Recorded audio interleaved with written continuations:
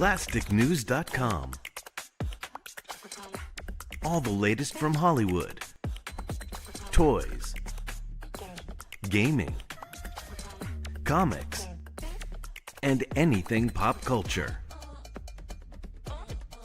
plasticnews.com.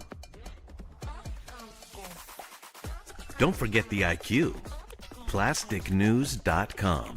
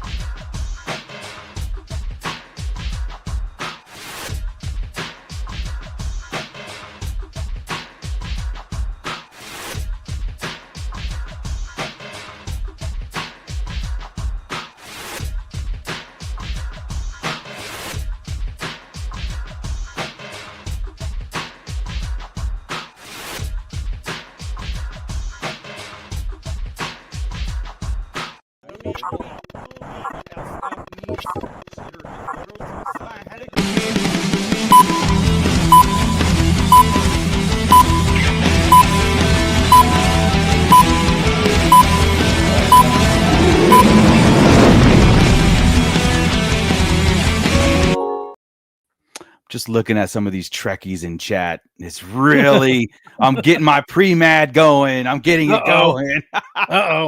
What's up, everyone? Welcome to another edition of the Starlight Digest, a podcast bringing line talk and digesting Star Wars topics over 1,000 years. This is episode 330, being recorded on October 22nd, 2025.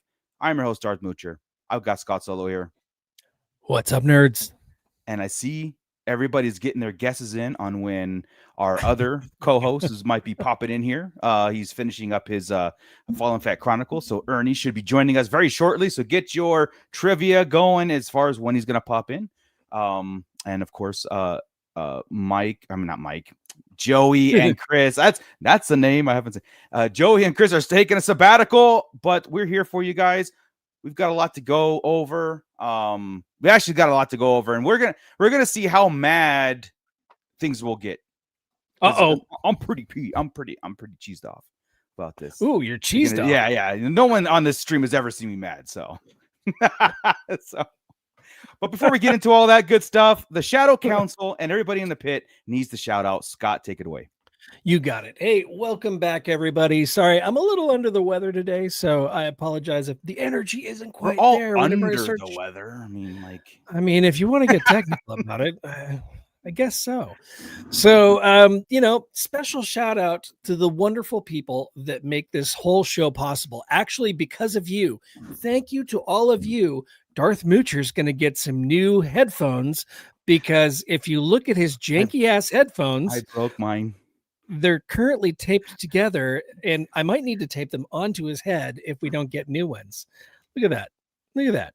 So thanks to you and your donations to the show. That's because after I'm done with this, I just, This mofo is going to get some brand new headphones. Oh, boy. Oh, and that special shout out goes to these fine people here. That's AJ from the Forbidden Panel, Blitz Transmissions, Brian C., Cliff, Commander Bly, Commander Cook, Crystal E., Don the Dad Dorn, Eric Grubb, Flavy Davy. Flavy Davy actually came up to my house last weekend and hung out for a little while. It's good to see him. He's a good guy. Gavin Connor from the Holy Hour All Cure podcast. He could come over anytime he wants, but he lives in the East Coast. He doesn't like you. He doesn't. That's what it's all about. Hellrunner Base, James Morrow, Joseph Bailey. He is a newcomer to the show and to the Shadow Council. I think he's a longtime listener, but thank you very much, Joseph Bailey, for signing up for the Shadow Council. We really appreciate you, man. Thank you so much. Yep. Then we've got across the pond, we've got the pair, the dynamic duo of Chris K and Luke O. Nice. Those guys are coming at us from way over yonder across. They don't have last names over there, just K and O. They don't. They got KO'd. Oh boy. Then we've got Meeks. We've got Mervine Balanos. We've got Matt Logic. Mufftack is back. Nicholas Schaefer. I'm tongue-tied today. Obi-Sean Kenobi. Rhino Hobbies, Stu John Jedi, and Troy Dodson. So if you want to join our Shadow Council, that is our Patreon crew. Just go to patreon.com/Sarlacc Digest Podcast or scan that QR code on your screen right there and join in on the fun. Or you become a channel member and have access to all these really cool emojis and things that we've got made over Let's see them, members. I want to see them. That's right. Let's see those emojis. So also on top of all that, on top of all those wonderful people that I already shouted out, we've also got Commander Bly here. And we've got the mighty Stu John Jedi and the even mightier Hellrunner Base. He's mightier in his own way. Don't tell Stu John. He's mightier in his own way. We've got Leonardo Classic TMNT 1987. That is a mouthful. Yes. Welcome. We also have Lego Indiana Jones hanging out with us. That's awesome. Love me some Lego Indiana Jones. We got Rhino Hobbies, the man, the myth, the legend. What's up? We've got Don the Dad Dorn, the tallest guy I know. And let's see. We've also got Mando Mike. I guarantee you, Mando Mike is the only person in our chat that has an eyebrow piercing. Guaranteed. Probably. Guaranteed. We've got Gavin Connor in here. What's up, Gavin? I saw he went on vacation with his family. Looks like he had a great time. So welcome back, Gavin. We've got Basil G. We've got JWC 924 giving us pit thumbs. Nice. We've got James Morrow in there. What's up, James Morrow? We got Rick Jones. What is up, Rick Jones? So if you're in there, you want to get a shout out, just say hello, howdy, and we'll give you a shout out. Yes, sir. Yes, sir. Well, guys, it's time to kick it off. So bringing up this comment right here, Commander Bly, joke's on you, George. I love that you hate me. Why would he say that? I know it plays off our thumbnail and it plays off thing, but I don't know if you've seen it, but like if you guys seen it, George Lucas was out in promoting the museum that he's opening next year, right? And we had our discussion on the show about the museum and what's going to entail, and we gave you guys news about Star Wars exhibits there, right? We were just like, for the majority of people who know the name and know everything about George Lucas, Star Wars has to follow him, right? Well, so there are going to be exhibits there, but he did express like he wanted the museum to be Star Wars free. And not the sense because he hates it, okay? It's not because I hate Star Wars. I don't want anything to do with it. Darth Moocher, you don't understand how the internet works, apparently. Because right, if he says it's not in there, it's because he hates you and he hates Star Wars. Right. That's and true. Especially Disney. He hates Disney. Yeah, everything about it. He's just a hateful person, but that's right. That's George Lucas. But if people read that article or read what he was saying, he was like, he was making a museum of narrative arts. And, it's situated almost right next to USC where he went to. So it makes perfect sense. Because at first I'm like, well, why would you make a $1 billion museum of the narrative arts and leave Star Wars out of it? This is my argument to him. Why would you even consider leaving Star Wars out of it? Because Star Wars is a storytelling at the epic level, the most fictional level you can get of imagination by human beings. So why wouldn't you preserve that, right? And I understand his point, meaning he didn't want a what was it, the Magic of Myth tour with all the costume props, and he didn't want that thing. He just wanted basic, we'll see what happens what the actual museum is, but the internet ran with it. Now George Lucas hates it. He hates Star Wars. He hates everybody, and of course they correlated to he hates that. Oh, he must hate everything Disney is doing. Yes. So what's your guys' thoughts on that? I mean, do you guys think that the notion of leaving Star Wars out of a narrative arts museum should it ever crossed his mind in the first place? I think that's where my conflict comes from, Yeah. Right. George Lucas of the Galaxy. He doesn't like us. I know. Yeah, man. If it's George Lucas's museum, it is kind of strange that it's his to do with what he wants, of course. So if he wants to exclude Star Wars, all right, fine. Right. But that's also going to cut down on your attendance, because if it's the George Lucas Museum, people are going to be there to see things like that, right? They're going to be there to see the, I think it's General Grievous's wheel bike that's on display there. They're going to see that. And I think one of his arguments also was that he doesn't want the museum to become that. He doesn't want people just to go, right? He doesn't want people just to go and look for the Star Wars stuff and, beat feet.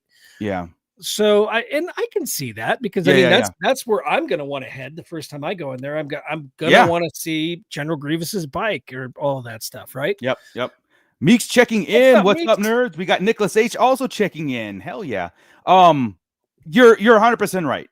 I think that's the initial part of it, that he wanted to do something serious. And us as Star Wars, anything we consume, everything Star Wars, we're just going to make a beeline for that, right? But I am actually 100% interested in the museum itself, So real fast, Meeks kicking in with a gifted Starlight Digest membership. And Basil G, congratulations, you are now a member of this channel. Wow, Basil G won something. Basil G won something. Oh my God. Commander Bly saying, I heard Bob Iger drove to George's house and beat its ass until he agreed to have Star Wars exhibits. Yeah. Bob Iger, I think George can take him. Yep. We get James Morrow. I'm sorry. Sorry. James Morrow. Exactly. People aren't showing up to the museum to see camera that was used to film Radio Land Murders. Yeah, that's gonna be for the first year, you're gonna get the influx of us. Yeah. The majority of us wearing the Star Wars shirts, trying to bring in sabers and won't let us bring in sabers, right? It's kind of going to be a circus, right? So, Smog 17, sup? What's going on? Checking in. Stu John George wouldn't be able to do what he's doing without Star Wars. I don't get the shame. Yeah, 100%. And I think that inevitably it's in there. It's in there. Yeah. The reporting of he just didn't want that initially to have, and I think he did. He's a smart man, and he probably knew that, like I said before, Star Wars is the epitome of narrative storytelling. According to the story, because I read the story about he didn't want to put it in there, but his wife said, "Stop it! Don't be dumb. Put it in there." Yeah. And his wife is the one that pushed him to do it. And they're always the voice of reason. Always. His first wife edited Star Wars and gave us, between George and Marshall Lucas, saved Star Wars, saved it. Yeah. Yeah. So yes, Listen to your wives, George. They know what's best. We got Dr. Brantley checking in, but will they sell Ewoks and Jar Jars at the gift shop? I hope so. If we're lucky. If we're lucky, I hope so. Basil G is thanking Meeks for that gifted membership. Heck yeah, man. Rhino Hobbies, Disney wants money for anything. Anything's my Star Wars in my the museum. Well, the museum. Disney I don't think has anything to do with this, and I'm sure they had a sponsor because they own that Grievous's ship. They own everything with the name Star Wars. Yeah, so but I don't think they're force or getting anything back from it. You know, I don't know.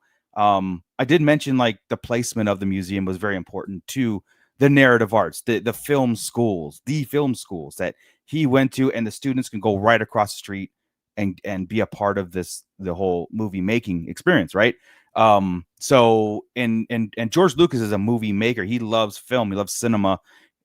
He's a encyclopedia of knowledge when it comes to that. Like I said, he's only made a handful of films, but I think he understands or he appreciates film more than he's a filmmaker kind of thing.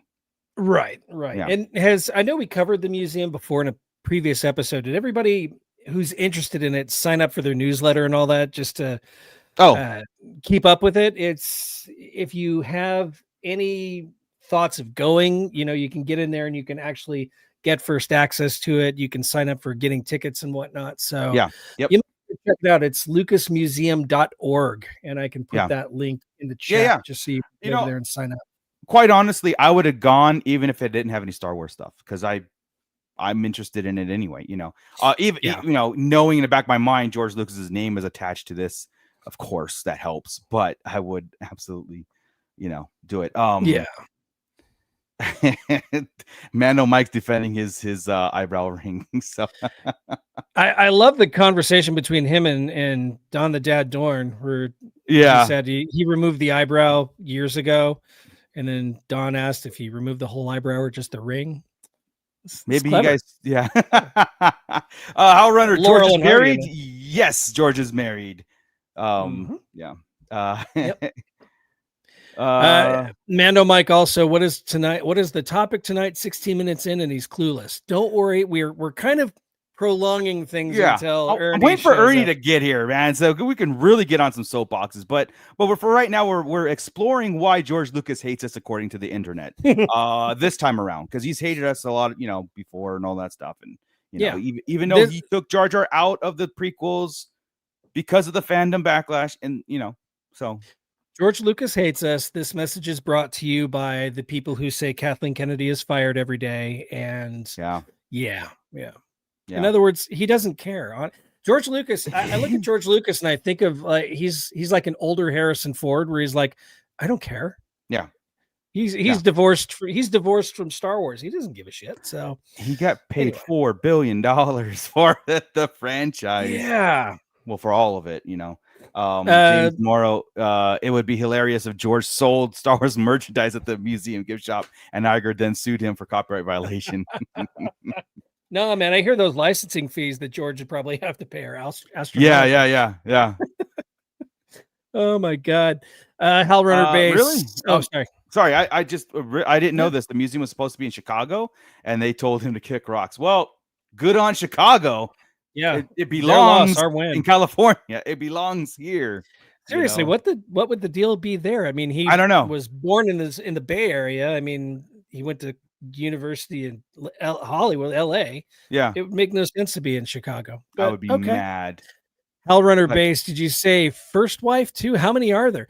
I think George in total has 67 wives that he's had in the past. So the ones we know about. He's a player. He's a player.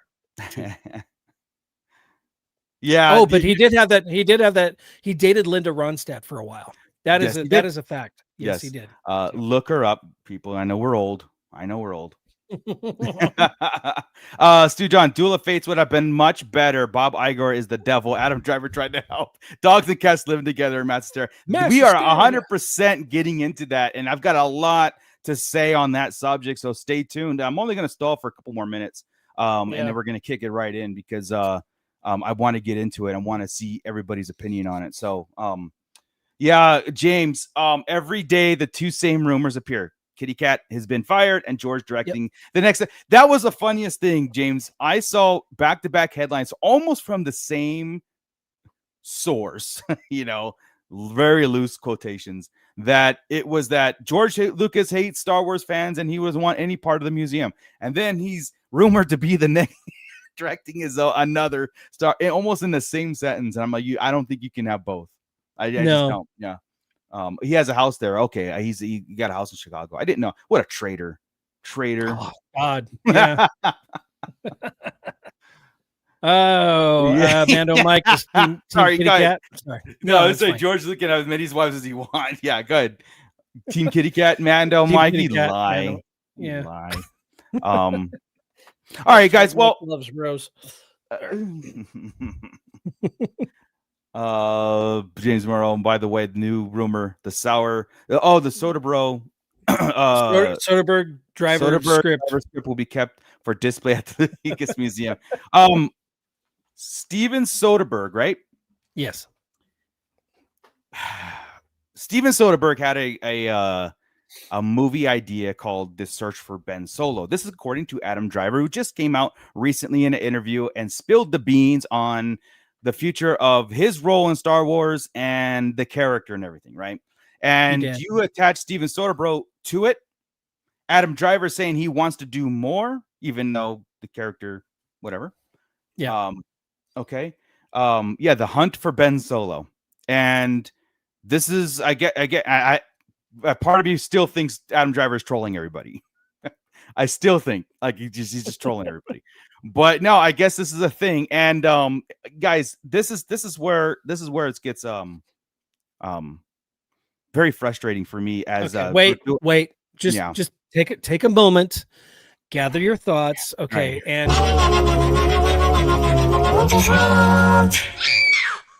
and proceed. All right, guys. The news was I got to set it up. The news was Adam Driver and Steven Soderbergh were going to do The Search for Ben Solo. Takes place after The Rise of Skywalker. They actually have a script or a screenplay, not a script, a screenplay. And Adam Driver said it's amazing, it's great, all that stuff. They approached Kathleen Kennedy, Lucasfilm. They were like, "Yes, let's do it. We love it. We want to do it." This is according to Adam Driver. And then they went to I don't think it was Bob Iger. I don't think it was Bob Iger at that time. I think it was Bob Chapek. I think I'm not mistaken. I don't know how this time frame goes, but Disney executives told this artistic wing Juggernaut of their thing basically, no, because we can't see you guys. We can't see a pathway of Ben Solo being alive. Ex-nay, kibosh, whatever, go away. And so, okay, this is my rant about Disney.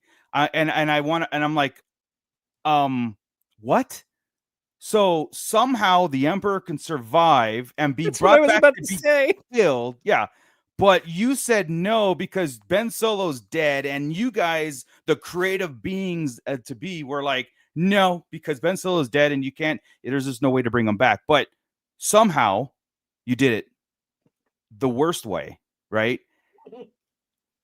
That's one side of why I think this is it's crazy. And I'm glad that those, I'm glad that those people are gone from Disney. I hope, right? Because this was years ago. This is supposedly years ago. This wasn't the stuff now. Then you have the fandom that's outraged about this, right? The fandom right now on the internet, outraged. We were robbed of this amazing Adam Driver, Steven Soderbergh story. Oh my God! It's like the mountains are crumbling around. Well, let's sign a petition and get this made. All you know is a title called The Search for Ben Solo. You have a time frame, and you had Adam Driver attached to it. That's awesome in itself, but that's all you know. Do not, and anybody who disagrees, let me know. Do not come in there with "we were robbed," because as soon as that movie would have been released, you would have pissed all over it. Boom. Bingo. Yeah. Bingo. And I almost wonder, just kind of playing devil's advocate a little bit here. Yeah. Do you think that it's possible that the reaction to people saying somehow Palpatine returned and making that a thing, right? And be pissed off that somehow, or Palestine, somehow Palestine returned. So Ben Solo can't be alive, but somehow Palpatine survived, right? Yeah. Or Palpatine returned. Do you think that maybe the reason they could have put a kibosh on it and said no was because of backlash from the Palpatine thing? Because they already did it. Like, took it our whiteboard. Right? We already did that, you know? Right. And then the other thing is, I mean, he dead, he gone, he disappeared. What would that be? Would that be a movie set in the world between worlds? Because that's where Force ghosts go. Is it Rey? He disappeared in Rey's lap, but she hadn't read the Jedi text, so she didn't know that that's what happens sometimes. She's like, where'd he go? Oh gosh, now I got to go looking. You know, I mean, and there's a lot. Okay, so again, the screenplay was adapted or it was created, and that's just an outline of the thing, and then they rather write a script from that. Now, hey, boom, who had 26 minutes in? What are you doing? He's frothing at the mouth. He turned into Slimer. I love it. And he still hasn't picked that damn figure up. It's still off the wall. You won't do it. It's cursed. I won't. I'm waiting until I'm done with the Spooky Fest shows. You don't understand. Yeah. It won't happen again. I don't want to disrupt the energy here because we're pissed off about Ben Solo or Adam. We're pissed off. Disney is putting the squash on a Ben Solo movie, and I'm also pissed we will never get. Yeah, but I'm also pissed at the fandom for exactly that too. Because again, if we got it, they'd be pissed off about the Ben Solo movie because of the time frame. It would. If it was a prequel, right before Force Awakens of Ben Solo, the Knights of Ren, how he became Kylo Ren, I would have been like, awesome. We are. Then I'd be on the thing of we were robbed. We were absolutely robbed, and I would be pitchforking and signing that a petition. I think it's at 1,000 signatures right now. So, you know what? I think we were robbed either way, no matter what it was. You know what I'm saying? Because supposedly he was very vocal during interviews on what was going on. So to know that him and this gentleman came up with a whole concept behind what happened to him, and they thought it was great. One, he had love for his character. He wanted to do it correctly. He knew the backlash that was going on with the movies. He was very vocal about it. And so if you presented this to Disney and now you're pissed because it got shot down, I'm for it. I would have liked to have seen his vision on what he thought about his character. Maybe this is why Adam Driver like after all this was like, I don't want anything to do with Star Wars. I'll never, like, I'm done. I've washed my hands with. They've all said it. Daisy Ridley, John Boyega, they've all said it. But then now here we are. Daisy Ridley's in it. John Boyega saying, "Hey, I'll come back." But even Poe time and money heals all. Yeah, exactly. Right. And timing. Yeah. Someone brought in the chat too. Timing is actually interesting in this too, right? So Adam Driver saying this, and I don't know if it was like off the cuff, even whim, or he's deliberately like, I'm going to spill the beans on this thing that was never done, and here's who to blame, and here's who to praise on this whole thing. Because of this whole era of Daisy Ridley or Rey and the New Jedi Order, is this going to be relevant? Like, is there a way of doing it now that there might be a different vision, new story group, new management at Disney? Maybe that is coming to the forefront again as a different way, maybe not the same way they wrote it back in the day, but maybe something they can tie into the future. It's the way Adam Driver was talking about the whole scripting, like it's awesome. And I sat there and go, you died, right? Like, I know, you died. I mean, like, unless we all know the Force works in mysterious cloning. Yeah. We don't even understand it, right? So no, and then Luke Skywalker said, "No one's really dead," right? Right. That's what I'm saying, though. Too, he knows that, and he had a way to tell that whole story. Yeah. So there's, Suddenly, I just have this image of this whole movie where it's Rey hunting for Ben Solo, and then all of a sudden at the end she finds him, and he's just a Force ghost. He says, "What now?" I'm walking here. I'm walking here. What are we we got doing Toy here? Renzu. What's up, nerds? What's up, Toy Renzu? What's up, buddy? Thanks for checking in, man. When that whole triad thing and what they were doing was very new to us, and then the way it twisted. Sir. It's the dyad, okay. God. And the triads were the ones that they fought, right? Do you even Star Wars? Sorry, I was going for the first ones. It's been a very long day. That whole scene, dude, where he pulled the saber from his back, is still a badass scene to me. It is. Yeah. It really is. Like, just, and then to give his dad's nod. Yeah. Like, yeah. No, I that was cool. Yeah. Commander He's Blight, the no best need to part of the explain. sequels. Yeah, no need to explain. Just have Maz say, but that's a story for another time, and just never tell that story. Yeah. That's and that's again, that's and this is why I got so upset about Disney, because imagine if she shows up in a Mando episode. Yeah, where they say, "Did Rey ever find Ben?" She's a story for another time. I'm getting to that. What about the saber? I was just about to say it, but now I got to do this. Okay, I'm gonna tell you why I kind of was upset at this, because I for the longest time I was a major defender of the Star Wars property. Disney owns it and all that stuff, right? I always thought, like, business is business, and then there's it's art, and business is business, and a lot of times don't mesh, right? There's always a clear separation, but there should be some common sense ground there that you would finish. Like, I always defended, hey, they're making 7, 8, 9. There's no way that the director for 8 doesn't talk to the director for 7 and vice versa and 9. But yeah, it all came. They have a plan. Yeah, I was like, they have a plan. They have to. Who goes to the table, says we're making Star Wars 7, 8, 9, and we don't know where we're going, but we're shooting tomorrow. You know what I mean? So, and other than George Lucas, he's allowed to do that. Yeah, show up and go. What are we doing? Well, I thought we'd have lunch and take in a film too, and but I just couldn't understand how, like, that's not how to run companies and stuff. And again, if Disney, I thought they were just kind of like, Disney has let so much stuff go around this era that was just so bad that they came. Now that line was drawn of, like, Steven Soderbergh is saying, like, you can't do this movie because you don't have a vision, because Ben Solo's dead. And so, no, like, that really, really is baffling to me, that you would take somebody of that creative genius, like one of the biggest directors of our time, and tell him, we just don't see a way. And so it's like, wait a second, dude, you put out Willow, the series, you put out, you put out so much stuff and you buried it in the landfill with the ET Atari games. You know what I mean? This is the line where you can't trust this director to do something like that.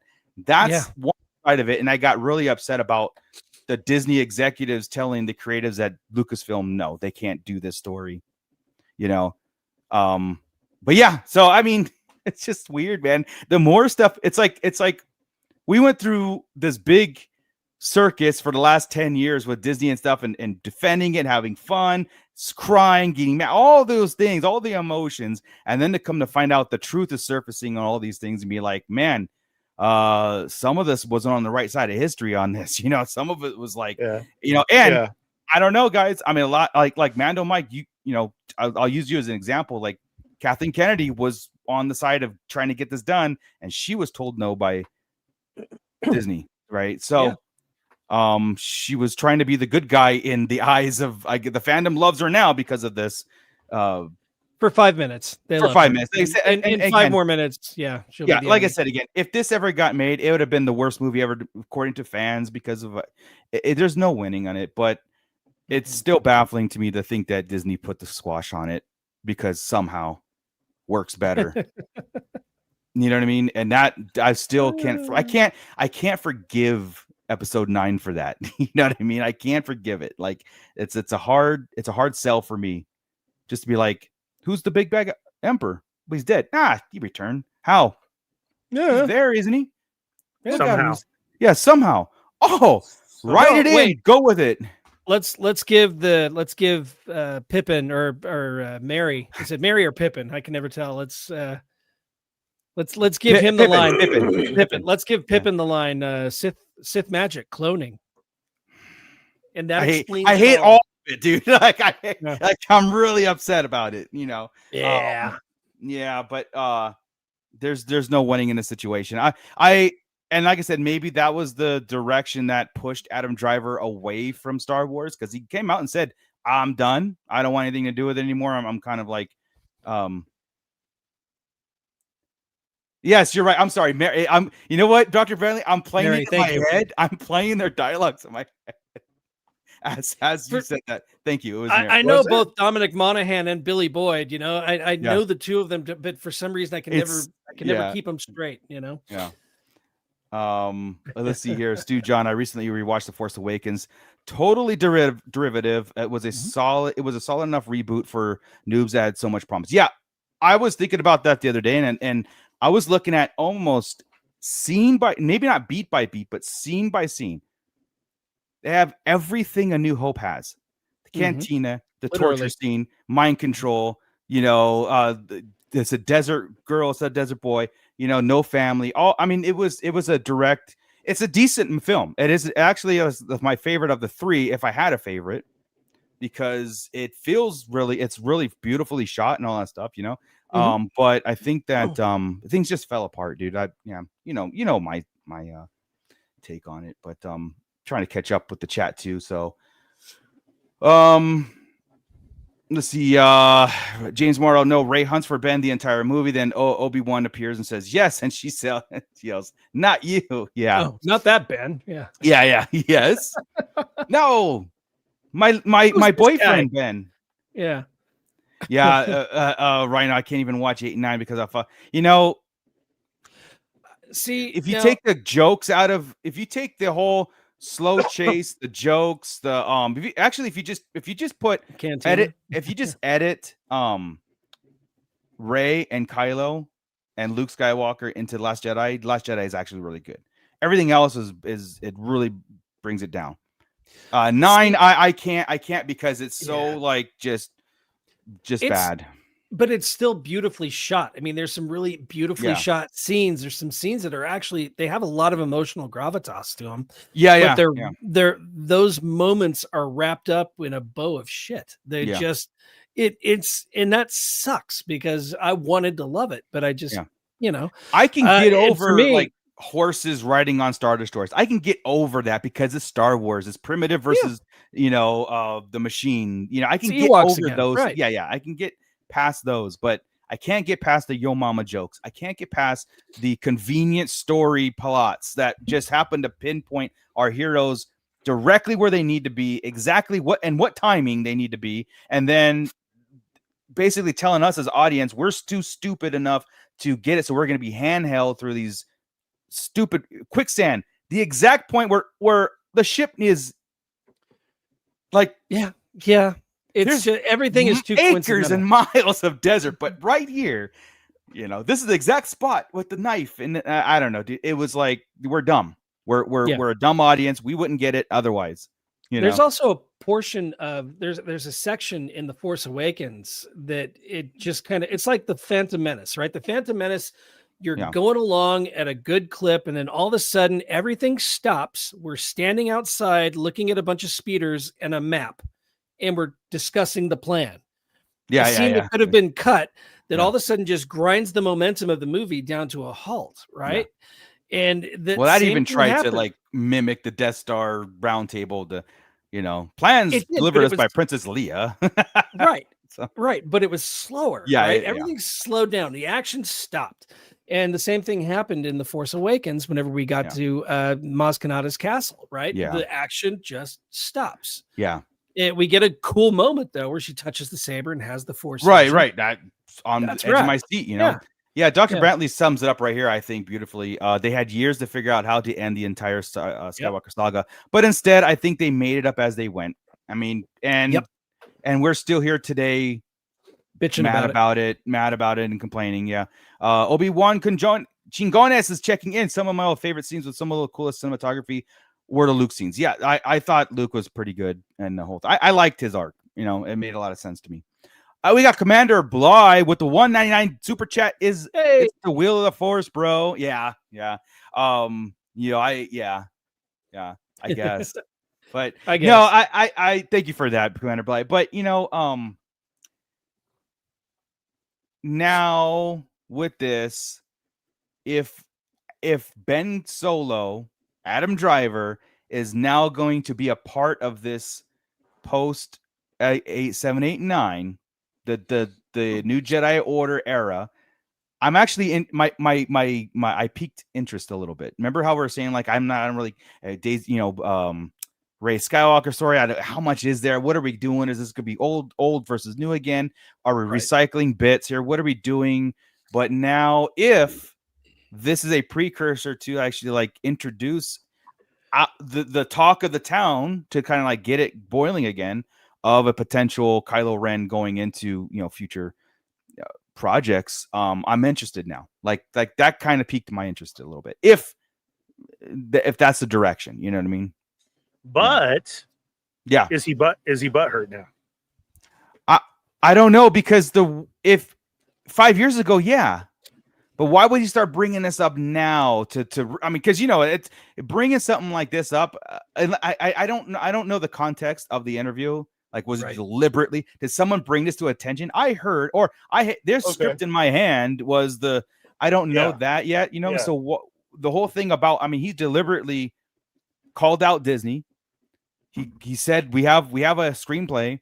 It is awesome. We were ready to go. Kathleen Kennedy was on board, and Disney said no. That's the tidbits that I got out of it, right?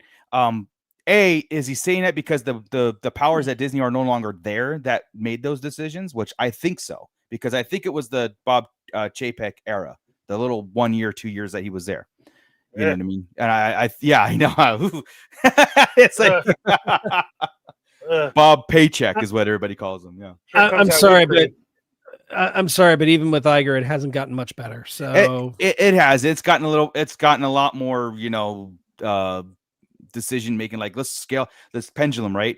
Let's scale it back. How back? Well, go way back. And so we're doing nothing. Nicholas H. Can we bring Han Solo back too? Probably. Somehow, I'm sure. AI. Somehow Han Solo's back. Yeah. What is it? Rhino Hobbies. They used the George Lucas approach, but forgot they weren't George Lucas. Yeah, I don't. I've always made this argument too, and you guys let me know too. Was when Force Awakens came out, my first reaction to Chris was that was a reboot of A New Hope, dude. And he was like, "No, I like it." I go, "Yeah, it was." I still processing it, but that was a direct reboot. And do we need a reboot? And he's like, and he was telling me, we were kind of going back and forth on it, saying like, well, it's to bring everybody up to speed and all that stuff. And I'm all, who? Nobody cares to bring brought up to speed. If you want to be brought up to speed with Star Wars, go watch Star Wars. Seriously. And then continue episode 7, not this is Star Wars and moving on from this point. And so I always had that in mind, like, we don't need to be reminded of the events in the past in this way. We don't need to set up a new hero and stuff. We needed a continuation. Yeah. So they thought it's like poetry. It rhymes. Yeah. Well, that's what they had. So thought. does that mean that the new Jedi Order movie that's coming out, is it going to be a remake of the Phantom Menace? We don't know. If it all rhymes, I was always just in the Spindles loop. 1 through 6. I was on board with Moocher, right? I thought the same thing. There was too much to. There are scenes that you can pull out. Yeah. Of there that mimic, of course, A New Hope, just their version, like you said, a reboot. I kind of felt the same way. I know we just love our property of what is the original, and we may always see it like that. But sometimes there was just too much similarity. Yeah. Look, Commander Bly, it was a reboot with better characters. Why you? So I've got the exact quote right here, the interview with Adam Driver. Yeah. So it says here, despite having what Driver claims was one of the coolest effing scripts that I've ever been a part of, Disney CEO Bob Iger and co-chairman Alan Bergman said no. They didn't see how Ben Solo was alive, and that was that. It is no more, so I can finally talk about it. Lucasfilm and Disney declined comment, while Soderbergh added in a statement, I really enjoyed making the movie in my head. I'm just sorry the fans won't get to see it. So there you go. That's it. And now Breaking Iger. Okay, so is an Iger the camp. Yeah, so maybe Bob Paycheck wasn't so bad. No. Well, I know that they shut it down, but what did Finkel and Einhorn want to do? Exactly. We hear this a lot, and we hear this a lot with especially with Star Wars, right? The what, like I forgot who brought it up, but the episode, Tim, what's his name? The guy who actually was supposed to direct and write episode 9. Oh, Trevorrow, Colin Trevorrow. Yeah, the Duel of the Fates script. There is like cliff notes of the Duel of the Fates script, and that's out there. It's a great first draft. Yeah, and a lot of people say we were robbed of that because of what because they said it after the fact, right? This is what we were robbed of because of what we saw in Rise of Skywalker, and I can agree in that aspect. Like anything's better than what we got. But this was I got thrown off here a little bit. But this is a great point here. James Morrow, maybe 7, 8, 9 were fictional stories that 3PO told the Ewoks around the campfire. Oh, we've never said that one. Yeah, that's a good one, dude. We're always trying to wake up from this dream, and I always wanted Ichana Ben Solo. I will finish what you started. Yeah, I can see it now. It's happening. Yeah. I always thought the Finn, Ray, Ray. He always shouts Ray, right? It's R2D2 screaming it in the story all the time. With this is the Ray. We can have that. We need to do it. Yeah. Oh God, there's a ghost in his room. There's a ghost in there. Oh my God. It was Ray. Sorry. It's a mimic. I called you earlier. It's a mimic. I'm sorry. The ghost is acting like your daughter. Slowly, don't look in their eyes. I got scared me. Yeah. She's not even supposed to be here right now. Yeah. I'm just kidding. She's not home. It's coming from inside the house. It's coming from inside. All of a sudden, all the figures start falling off the walls. Okay. It was her the whole time. And what do I do immediately? Just go ahead. Try. I can't even get to you if I down with my saber. Neither of you could fast enough. Yeah. Which saber is that? Darth Sidious. Darth Sidious. Here, we'll duel online. Can we duel? You want me to do the sound effects? That's sure. how He just turned his off. He's dead. But that's okay. He's just come back. Let's see here. Stu John Jedi, do you think any part of the disappointment in the older Luke we got has anything to do with the EU version of older Grandmaster Luke? That EU version only exists in books. Do you think the disappointment was... I don't remember... Okay, correct me if I'm wrong, but I don't remember Luke Skywalker ever being jaded to the point where he would let the universe destroy itself, the galaxy destroy itself because he's done too much. And that was the Luke that we got. I'm gonna go here because I've already done the damage and I can't do anymore because I felt like Luke felt if he got involved, they'd just do more harm than good. So let the pieces fall where they may. I always thought the EU Luke was always to rebuild the Jedi Order, but he also explored the dark and light side of I could come back because he wanted to make sure people could come back to the light side after going dark, right? The whole thing. So himself went nuts trying to do this stuff. So it was more of a conflict. Old Luke in the EU books was more of the conflict in between that versus letting the galaxy die kind of stuff, right? Obi-Wan Obi-Wan Jingones. Oh yeah, go ahead. No, I don't. I was going to let you move on because I don't really have an opinion on that. Yeah, I mean, the Luke in the sequels, I understand him because I was once the young, chipper, positive, optimistic guy who's been beaten to hell. Yeah, I didn't. Years, so. I didn't mind it too much because I can put that in perspective around Luke's character, especially with Rey and Kylo and all that. I can do that now. Maybe not to the extreme of would Luke want to kill at that split second. That is a little bit of a conflicted thing, especially where he came from. He brought his dad back and all these things, and I know he didn't want history to repeat, and I knew it was like kill it before it grows, and I get that stuff, but I just don't think. I didn't think he was going to kill him. I thought maybe take away a hand. I mean, that fits into our story. Yeah, I'm trying to put it though in context of the character we all grew up knowing and loving. Right, Luke was impulsive. Luke was the one who would have the vision and who would rush off to do things, knowing or thinking that he could make it better. Right, thinking that he could actually do something to save Han and Leia in Cloud City, but he couldn't. He had no effect on what happened there, except he delivered R2, and R2 is able to help get everybody out. So R2 is really the hero of Bespin. What's funny is Yoda told them that you can't save your friends. Right. And sacrifice Han and Leia. To finish what you started. Yes, it's like So in that, it's the continuation of the same character that even though he's more powerful, he has these visions, and those visions drive him because of a passion to do the right thing. Right. Yeah. Even if it's misguided, and he held the saber there. He's like, what am I doing? And he stopped, but it was too late. Right. So Luke Skywalker is the only character that makes sense that it would have that conflict, that have that moment of, because he's not a traditionally trained Jedi. Anyway, no. But Stu John's point was, and I'm going to go to Obi-Wan here in a minute. Stu John's point is, what I meant was that everyone expected EU version of Luke. Hands down, yes. Anything less would be disappointed.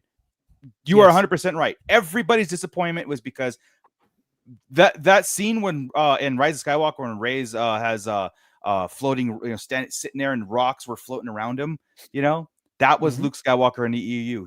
It was so powerful that he could do everything. Yeah. And when we got a ridiculous point. Yeah. So when we got this little old hermit that wanted nothing to do with anything, not even save his friends anymore, was the jarring part. But anything less than that it was 100% disappointment for people. Yeah. And that's where it kind of fell apart, right? Because Luke was the guy who would have the impulsive thing, but he never seemed to me to be the guy who would quit. I mean, I get it. Yeah. I do get it. All I do is maybe he's having the Balin skull like laughs like this is all bullshit. Like it's just another empire is gonna rise, and that makes kind of sense, right? Like Balin makes sense to us. What if Luke had that? And I always can give Luke a little bit more leeway because again, he was not a traditional trained Jedi. Plus, in my opinion, he was a tool to bring the end of the Emperor. Just to somehow he come back. But anyway, he was the tool to bring, let's go back to Obi-Wan Chingones. Would you guys consider doing a show giving your thoughts on all these fan-made AI clips being redone and posted on social media? Some are fun while others are funny. Now I have opinions. Go ahead. As an artist and as somebody who makes videos as part of my living and whatnot and does video editing and stuff, I am absolutely, they're interesting, but I don't like giving credence to somebody who can just type in some words and a video pops up. Yeah. I don't approve. I'm sorry. Well, you're looking at it as the replacement, taking away creative, the art. I get it. But I agree. So my thought is this, like, I find them hilarious. I absolutely find them hilarious. And sometimes they write these AI mini movies that kind of go into a theory crafting mode and give us extra and stuff. So I'm not looking at it as a replacement. I'm looking at it as like almost a reinforcement sometimes. Like expanded Darth Maul's dialogue to Palpatine, right? And so they write this extended dialogue about, let's just say, let's get our revenge, and they over explain the revenge part, why the Sith are returned at this moment, and they do this AI dialogue between the two, and it's it's kind of like one of those things. Like, I know it's fan fiction, but it's also theory crafting. Now, I don't need that to be replaced. Like, I don't need a series on Disney Plus about that and having AI replace it. And I think that's where you come in. Your point was like, I don't need it to replace, actual the craft itself. But I think there's if anybody could say anything, we always bash on Star Wars fandom because we're part of it, but there's also a lot of passion there. And there's also a lot of very, very smart people that are into this world, and they're formulating their own opinions on characters, what they would say, how they would say it, what's the continuation, all these things. And I love that because this is exactly what this medium is. It's fiction, and so all of us here have our own idea of what Star Wars is to us and how certain characters play out. And a lot of people are using the tools of AI to kind of flesh those fan stories out a little bit. So as a social media aspect, have at it. Cool. Look at this MFer. Wow. Yeah, Bly. Wow. That's funny, dude. What did you do to piss him off? Oh shit, huh? But you know what I'm saying? For as far as like a social media post and stuff, I have zero problem with it. But if it's where I go to a movie theater and it's an all AI acted movie, that would be like, I don't know how I feel about this. Even if it's good, even if it's like superb, yeah. I don't know. I don't know what the future is, but yeah. Yeah, like Basil G, all stuff can look great for 2 seconds and then the creepy sets in. Yeah, it does. It's really off, but yeah, James. See, AI Star Wars stuff looks lifeless and sounds monotone. Yeah. No, I was looking at the ones with like the stormtroopers who have the effed up masks that are half stormtroopers, but they're like funny little skits. And then I'm out. I'm like, what are you doing? That's not right. It's not consistent. No, this version is not consistent, but one day it will be. They will be absolutely consistent. Of course you do, Mando Mike. Of course you do. Yes. Judge you. Yeah, of course we do. Dr. Brentley said, R2 is the main character in the originals and prequels. That's where they went wrong with the sequel trilogy. R2 was asleep through the first movie and wasn't allowed to save anyone's ass. Dr. Brentley, I always said that R2D. So R2 is my favorite character in Star Wars, hands down. He's my favorite. He's the heart and soul of Star Wars. He's the hero of all of everything. He was there from every pivotal scene, from Anakin's rise, birth, not birth, but like childhood, rise and fall. He was there. He saw it all. He was involved in all, and he wasn't afraid to get dirty on it too. They replaced him with a beach ball. I like BB-8, but it's not R2. If it was R2 and BB-8, that's cool. But yeah, they didn't use R2. They didn't even use 3PO as like the comic relief was what? Here I am. And that was it. And then it just became like this. It's just not used properly. I always thought like the droids are the storytellers of the whole entire Skywalker saga. And it should have ended. 9 should have ended 5,000 years after the Battle of Yavin. And you have 3PO telling the story of the Skywalker saga to a whole generation of broom boys. God. But Hu Yang proved that. Oops. Hu Yang was that, but he proved that when that happened in Ahsoka. Yeah, that just floored us. I mean, because that left the room open of, well, this is 3PO and R2's telling. Because I mean, as we do, first it was 3PO with Anakin. Anakin built 3PO. That was such a surprise to us. Oh my God! Think the maker means Anakin. He was a kid, so there's that part of that. And then then he's with R2, so that's where it picks up. So it really could be told all through theirs until this point where they weren't. That's how I look at it, dude. They were even in Rogue One. Yes, they were. No one tells us anything. Story. No one ever tells us what's going on. Right. He was there, Stu John. He was there, Mooch. I must have missed him. The red arm was threw them all off. You might not have recognized him because of the red arm. And I agree, Stu John. That was prequel trilogy bullshit. I'm sorry. There is no reason. That's the thing that drove me crazy about the prequels, right? Everything needed an explanation. Everything had to be linked together. There was no reason Anakin had to be the one who built C-3PO just to say thank the maker one day. Oh, the maker, that was dumb. I'm sorry. I'm off my box again. I don't like that Anakin created 3PO. I don't like that Boba Fett's a clone. Yes. Yeah, you know what I mean? He should be a clone. Takes so much away from certain characters. I agree with that with George Lucas. He really made the world small in that aspect when it came to certain characters that could have just been, there was no reason for it, right? Yeah. There are some things that require an explanation, like somehow somebody returning from the dead after being the cause of all the strife. There are other things that do not need to be explained, like who the hell made C-3PO? Who gives a shit? We didn't care in 1977. I would have loved Anakin to make a protocol droid that just went haywire when he saw 3PO. Like that would have been cool, dude. I didn't need R2 being a property of Naboo and Anakin's and Padme. Like, so Luke Skywalker's two droids come from two separate universes, got together. Like, you know what I mean? Okay. Yep. They made Anakin Skywalker to Wesley Crusher. Okay, what you guys with the Star Trek references here? Really? I didn't say it. You need another rant? I didn't say it. I did not say it. I'm kidding. Yes, DJ, they did absolutely. I don't even know who that is. I don't even know. I don't know. Wesley Crusher? Yeah, something like that. Did I ever tell you the story of how your grandpa built our toaster? Yeah. Perfect, Stu John. Perfect. Yeah. Anyway, guys. Okay, look. I want to end this on a good note. Okay, or I want to end this on a fun note.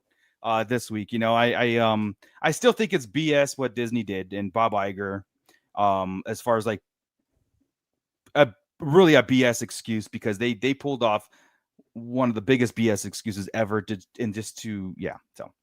And I still think maybe it was a reaction to that. Maybe people were so pissed off about the Palpatine thing that they're like, we can't possibly do a movie. That means they took blame for it. You know what I mean? They took responsibility for that. But if you think about it, they kind of did, because The Last Jedi happened. There was all the backlash about The Last Jedi, and then they overcorrected in The Rise of Skywalker, going to the stupid level. I mean, people they went to ludicrous speed. Let's bring him back. Yeah, they went to ludicrous speed. So somehow J.J. Abrams will fix it. Anyway, all right, round table time, guys, and the pit. This is a pit involvement. I want to know, from everything you guys know, we've been talking Star Wars for a long time. Will there be a test afterwards? No test. It's just a fun thing, but this might be a continuation thing. I just want to do something fun to leave us off until we meet again next week. Who is your personal underrated Star Wars character? And I don't look. This could be anything. I'm not limiting this to canon. This could be in the comic books. Now, underrated, meaning people don't give enough credit to it. It's a character that it's a fly by night. It was maybe in one scene and built up and then a letdown, something like that. Who was your underrated character in Star Wars? Like, I definitely have my top character. Okay. And if you want me to go first, I will. But I was going to volunteer Ernie. Underrated. He's deep in thought. Yeah, Boba Fett's overrated, I think, at this point. So yeah, you can't say Boba Fett. He's like, shit, back to the drawing board here. No, I would have to say one of my other favorites, and just because they keep trying to use her, but they switch it. I like what they've done, but then now she's just placed in there. Asajj Ventress. Underrated. As far as because of the potential that I see that could be there. Yeah. It was a great introduction through Clone Wars cartoon. That was amazing. Yeah. Then you add it on and you go ahead and bring her on. This last one with the Bad Batch, I felt like it was just too late. Like, I understand they're taking off and what she's doing, but it leaves you wanting more from this character who had growth and her skill and everything To me, that feels underrated on such a good character. They left so many opportunities open that they never addressed any of it, like the Force and Omega. Did she see something Omega where she's testing? What was the test? And then they left it like, we'll never know. And the whole love interest, the whole story that we know through the books. Yeah. Correct. I mean, we got a hint at it. It's like, ooh, look at, he brought her to the waters, but then she came back and it was later time. Like, right. That's what I'm saying. Underrated. You should give her time. We should be knowing more about her. Okay. Asajj Ventress. That's good answer. I will just hit the chat real fast here. And then Biden is Brittany. Hey, good to see you. We haven't seen you in a long time. What if the Hutton for Ben Solo was Rey? Use Ben's corpse like Weekend at Bernie's to attract Sith spirits into the Force Ghost. Admiral Upper says, it was a trap. Good one. I like it.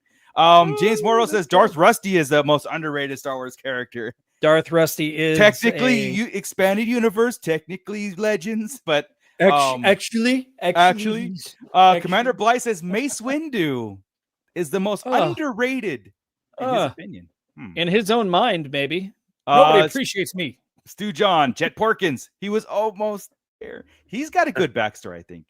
I don't know if he had one, but General Maydean. Now, wasn't it General Maydean an Imperial officer turned rebellion? Was that most of them were? Yeah. Most of them I think were. it was specifically Maydean was. That's a good one too. That's a good one. What's up, Dana L. Hunter? Hi, everyone checking in. Jet Porkins. I can hold it. Commander Bite, did you watch Tales from the Underworld? But I think I think it was I think maybe you needed more of it. So I do. Like I said, those were one-offs. That came from the book. Dude, we get a little taste of her. She was a great character. Asajj is becoming one of my favorite characters. Like one, right? Good. Top now. It was always the tweaks of everything. The way how she took the dark side in the Force, her bent sabers, and then she put hers together in that S formation. Like there was always just something always added a little bit more about her, which I liked her for. And I will rewatch the old Clone Wars scene constantly, even when I go to bed. I throw it up on the projector so it's a ceiling. Awesome. To watch the rain fight. Yes, dude. Oh God, rain hitting the lightsabers. I always thought she was underrated since that cartoon. Right, that's what I'm saying. That's why. Hell Runner Admiral Radis. There's some good pull. Interesting things there. Gavin Connor is going to go with Wedge. That's a great pull. I was thinking maybe that would have been Scott's choice there. It was one of them, but I'm kind of going in a different direction where I don't think he's underrated in our minds, but I think that he's not given enough credit in the gen pop out there. And that would be Chirrut Îmwe from Rogue One. Yeah. Chirrut, he stole that show. He stole that movie. Oh, yeah. He was able to use a friggin' stick to take out a platoon of stormtroopers, right? Yeah. He was blind, yet he used the Force, but not like a Jedi. He was, completely in tune with the Force in a different way. And it just made me want to know. That's where I get contradictory, right? The prequels told us too much information about past characters. Right. And with him, it's like what we got just makes me want so much more. Yeah. Right. Good. And that's the definition of an underrated character. I mean, like it was such a force to be like, wow, this is so cool. And they just didn't progress. It didn't use it. Right. Still to this day, he's mentioned very little in other books. Yeah. And whatnot, so. A little bit of backstory would be cool. Some more action scenes with him would be amazing. Yeah. But but that all came, after Rogue One. Before Rogue One debuted, my answer absolutely would have been Wedge Antilles. Yeah. But yep. Dana is saying, have to say, since Hasbro made Darth Revan, they also need to make Darth Malak. They did. There is a Black Series Darth Malak. I don't know if there's Black Series or a Vintage Collection, but Revan and Malak have been made on Black Series. So if you want to, it's I think it's still available. But yeah, Revan to me is one of the top underrated because he's very niche. But that's not my choice. I do think that you can actually, if you like Black Series, you can find Darth Malak. They're still selling him at GameStop right now. Yeah. So, not Black Series. TVC 3.75. No, not yet. Okay. Well, you can upgrade and get the Black. Never mind. Well, that's a toy chest show. Obi-Wan Chingon, is anyone to vote for Ula and her underrated dancing? Where's the extended cut? I agree. I'm right there with you, brother. I Good agree. job. Yeah. I 100% agree.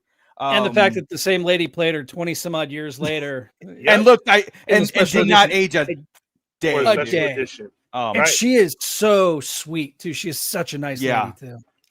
My choice, and I know Scott's not going to like this choice, but I do believe that there is so much more to explore. And I thought I got my hand on the remove button. No, it's not. Yeah, Holdo. No. No, for that we would go solo. We would go what is that? Solo layout. All right, tell us how much you love Holdo. Yeah. She's still, the figure's still on the floor of my office. I'm stepping on the figure. I can't bring myself to put her in the collection. I don't like the character. I love Laura Dern. I don't like the character at all. But my choice, no, not Rose Tico. My choice is General Grievous. General Grievous to me was a fly-by-night, came and went, and that's it. Yeah, look, that's the key word to get rid of him. Or you remember that. So I had to kick my own ass. You know the thing was, like, General Grievous was Vader 1.0. The suit was the experimental Vader 1.0, the survivor suit. Where he came from as general, and where, like, his the as a soldier and all that stuff, I felt like there's really room to grow there, and there's room to explore, and how the Trade Federation or the separatists used him, rebuilt him after his death because they needed him, and then he didn't have that much time to grow on episode 3 before he got killed midway through. It was just a name, a face, right? So I felt like there was a lot more there for General Grievous, and that visionary comic book that's now EU or Legends did a lot for it, and I really would love to explore that too. Like if Darth Maul, if we left Darth Maul from Phantom Menace, I would have said Darth Maul. But we've got so much more, everything from it. But I felt Grievous is still to this day deserves a Tales of episode. With the Clone Wars, we got a lot more of him, and that actually made me appreciate the character. So kicking myself out of the stream was for dramatic flair. What we got with him in the Clone Wars really helped me appreciate the character more. And we even had that like 2-episode arc where we were stuck in Grievous's castle, where he was replacing limbs and they were hunting him down. And that is an excellent episode, and it made me want to do what you're talking about. Go back and learn more. I just felt from where he came from to become the leader of the Separatist army. I felt like there's some really cool things to explore there. Commander Bly, only because you put $1.99 super chat on this one. Jedi Padawan Mog is the most underrated. Hitting us with the acolyte. Oof. Yikes. That's you a funny man. Vernestra Rowe, she's the most underrated of them all. Could be. I mean, somebody could make that argument. It doesn't have to be a good character, So maybe in our case it does. Dana L. Hunter, I have some Black Series figures, but mostly I'm a TVC 3.75. Yeah.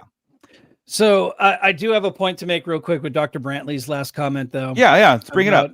So he says, you don't want to know more about Wedge. Turns out during every battle, he says, I'm hit, can't stay with you. And gets out of drink while everyone else dies. Smart man.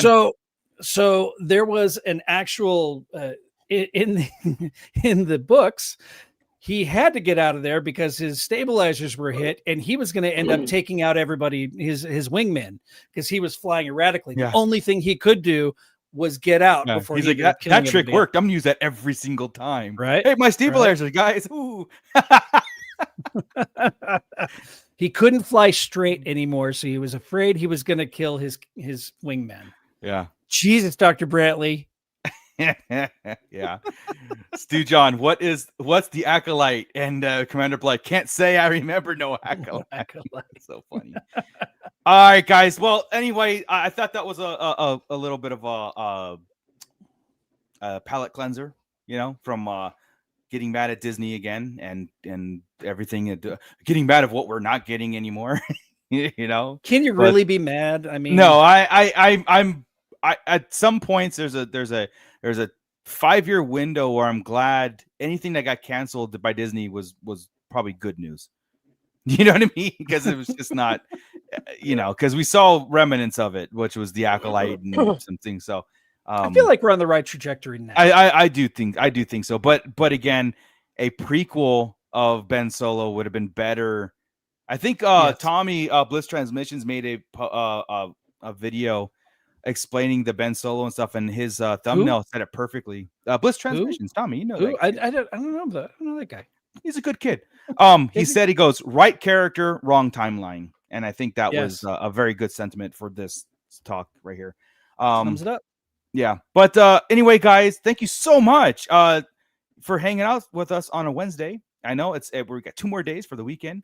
I'm going to kick it over to Ernie, and let's pay attention to the background there. If anything flies off the shelf today, he still hasn't put that figure up. I think he thinks it's he's waiting till after the holidays, I think. I am. No, after Halloween, then I'll put it back up. Very superstitious, even after I debunked it, right. I'm supposed to come over this weekend, and I promise I won't call anybody out. I won't call any spirits out. I will just do my thing and then get out. Kalima. I will do my thing and then he immediately starts. Yeah. Get out. Like, no, dude, please. Yeah. No, thank you very much for everybody jumping in the pit with us tonight. Everybody who is new and everybody who is a familiar with us there. There were some great thoughts there tonight. If you're part of the replay crew, drop your comments in there, hit the thumbs up, and let us know what we missed, or throw in your opinion there too and answer some of those questions. Thank you very much for joining us tonight. Be sure and check us out on all social medias. Catch us up here on YouTube, where we have great videos all the time with reviews, special shows, and don't forget Mondays with the Sarlacc Toy Chest. You guys should check that out too over there with figure out when those figures come out and what's happening, even with the TVC collection over there. So yeah, even with those guys, I mean, we dabble. Who collects that crap? And we dabble in that.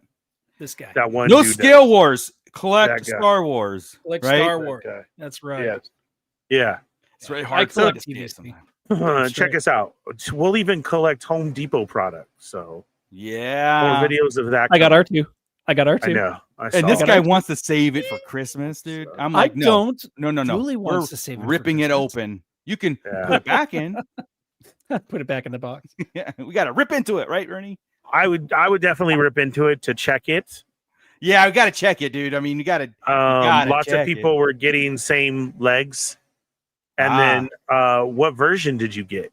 So yeah, there's 3 different versions, bro. What the hell? Why? You didn't know all this? No. Yeah, there's the New Hope, there's the Empire, and the Return of the Jedi version. There's a leg version that is wrong, of where they're getting the double legs, and supposedly they're not fixing it. Oh no. Oh yeah, I heard that too. There's an SOL to a lot of problems, like anything. Yes. And then the other is there's a very super clean, there is a mild dirty, and then there's a very dirty. Somebody had the very dirty, but then one of their legs was super clean. Oh man. Yeah. So there's a lot out there. If you were lucky enough to get the Home Depot R2D2, I would just throw a check, Scott, just in case. You know how all of our luck runs, so just in case. Yeah. But the thing of the times that we're in, just like we're on all social media, there are tons of pages for the Home Depot R2, and I think they do call it that, where everybody's helping each other out. Because obviously, if I got double legs, somebody else has that other leg as well too, right? Yeah, right. For real. We have to connect. You're right. No. So they have it there and they're trading. Yeah. I need a right. Does anybody have a right leg? Yeah, it's the left leg R2 group chat versus the right leg. Oh, I'm in there because I'm seeing some of the stuff that they're doing. People are doing their own version of making it dirty. People are fixing the parts and matching it up. Somebody recently just threw in a projector into the eye to make the hologram come out. Love it. I thought that was a great idea. Somebody rewired it with brighter LEDs. So that's pretty cool. Hey, so there's a ton to it. At still a great price, but I would check now so you could hop in if you do need to find said parts. Yeah, just because you know our luck. Yeah, right. And that's why. I will pass the word on to my compatriots. Yes. So congratulations. But yeah, see, we have tons of reviews and talk like that all the time on here. So please stay in touch with us. Don't forget to go over there and check out other great shows that are at the bottom there, like 3D, Moocher's 3D Printing Lab, where he just did a castle for spooky season as well. It's right there. It's right so go there. check that out right next to that Megatron that I'm going to steal. Yeah. So that Megatron is about, I would say, close to 3 feet. Yes. And that castle. The castle's right next to it. It doesn't do it justice, but that's on purpose. I want you to see. I want you to see more. So I want you to click. Wow. I like my R2's filthy. Says Hal Runner. We already knew that though. Yeah. Who doesn't? And maybe a little rust thrown in. All right. So thank you. Dirtiest mouth in Star Wars. Thank you for joining us tonight. And we will see you next week and be here to do it all over again. Yeah. Monday, Toy Chest Show Monday. And we back at it. So 1 more week till Halloween. So make sure you are going to Fallen Fett Chronicles because I'm sure it's going to heat up. I hear you have Jesse back, Jurassic Jesse back, who Jurassic Jesse is known for bringing up some found footage ghost things that may or may not be a fisheye lens moth flying through. So we'll see if we can bring it back. So with that, you make your own to debunk it. Yes. You make your own conclusions. So I will see you guys then. Thank you, everybody. Thank you, everybody in the pit. Let's get those emojis going. Scott works very, very hard on them, and some more are coming. I do. More are coming. Bye, Nicholas. Bye, Nicholas. All right, guys. With that, Scott, keep it nerdy, everybody. See you next time. Bye. This is Grand Admiral Thrawn. You are listening to the Sarlacc Digest. What a fascinating play on words.